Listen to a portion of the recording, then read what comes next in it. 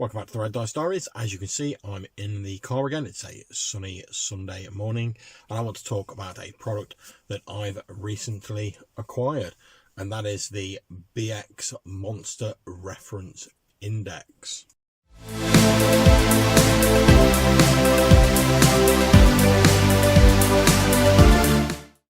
Okay, so I acquired this product after Spike Pit mentioned it in a recent video of his. He said that it was basically a sort of summary chart of all the monsters from the old BX D&D system.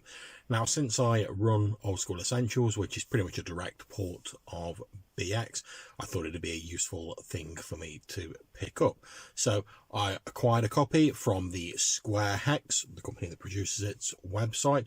It cost me £3 British money and like £1.50 PMP or something like that.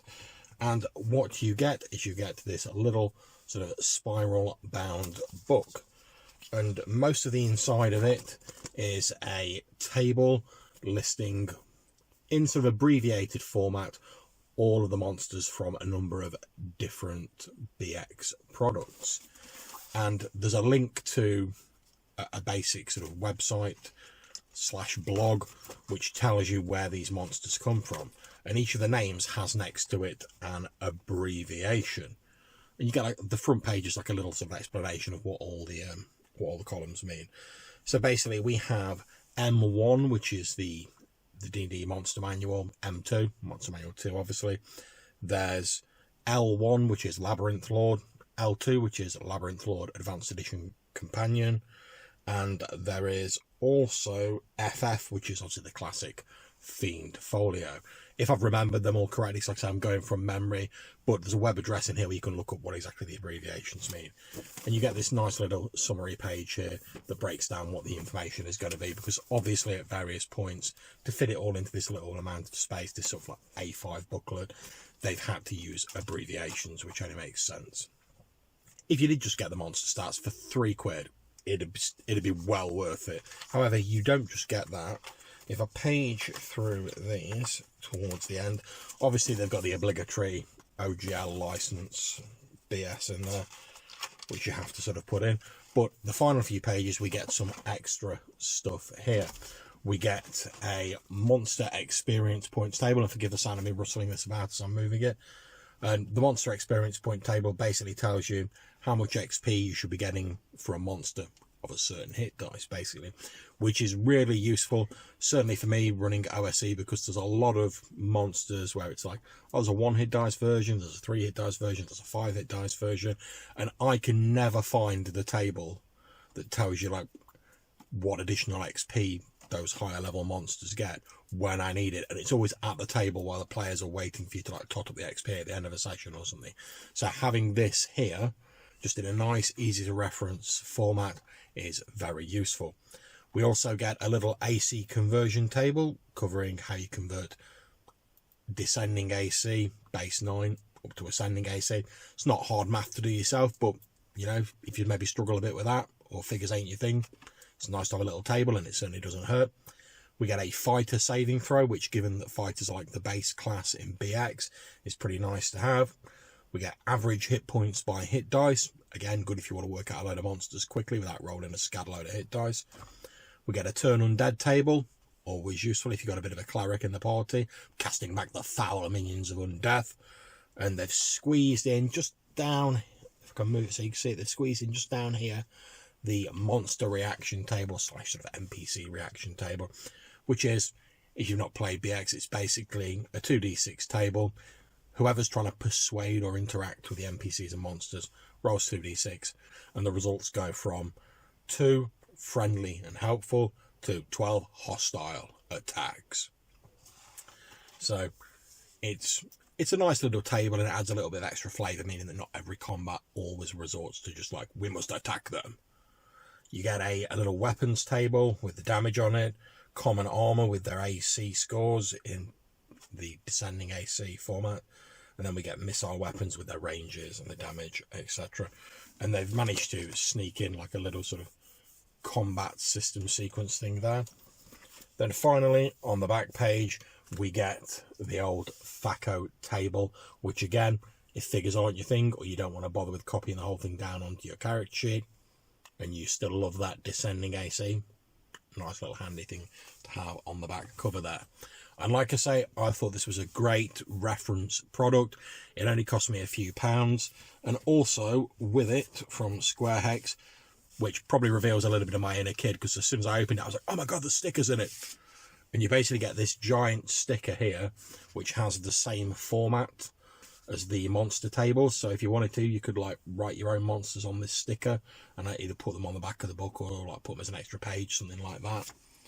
You also get a sticker here, which basically has the to-hit rolls for like the levels of all the core classes out of BX. So that's really useful. In addition, they snuck in a few extras as well. We have this bookmark, which sort of looks a bit reminiscent to the Black Hack, but it's basically got like entries for you to put like a random table on this little bookmark, so you could use it to make your own little random table. That's cool. Also, we've got the obligatory business card for Square Hex. I love the fact they use this sort of old school like dungeon style shading around it. Absolutely great stuff. That has their contact details on it, and it says they're purveyors of the Black Hack RPG, mapping papers and notebooks, and other assorted gaming curiosities. And certainly I've never been disappointed with the product from them.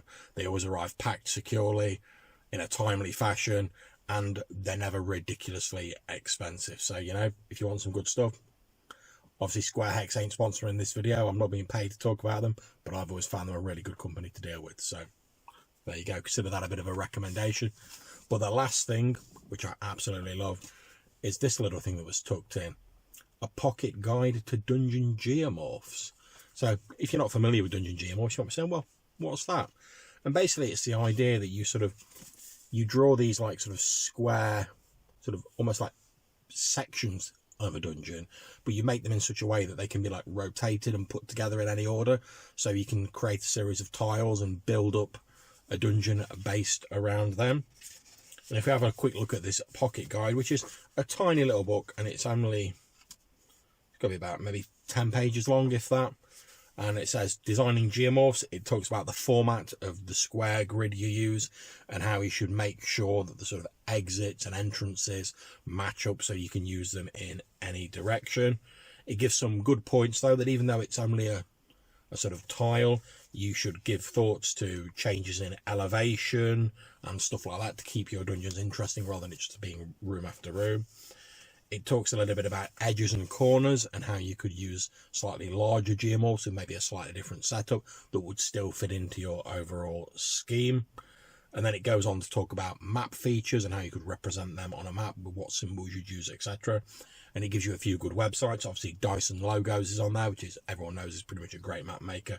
And also, there's Dave Miller's excellent Dave's Mapper utility, which I've used before, is really good. I highly recommend you check that out, and I'll put all these links in the descriptions of this video. As it says here, you don't need a massive amount of artistic ability to create these dungeon geomorphs. Basically, if you can draw out a shape and some simple symbols, you can set up a map. It's mainly there as representation to sort of show the players what's going on and give them like an idea, and then your description fills in the blanks, so your artistic ability doesn't have to do that.